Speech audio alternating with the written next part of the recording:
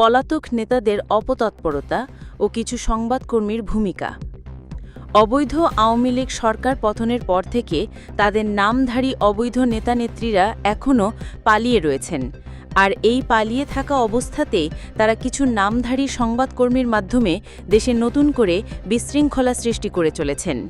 এই নামধারী সংবাদকর্মীরা অবৈধ আওয়ামী লীগের চাঁদাবাজ, সন্ত্রাসী ও অর্থ পাচারকারীদের সাথে গোপনে যোগাযোগ স্থাপন করে মোটা অঙ্কের টাকা হাতিয়ে নিচ্ছে।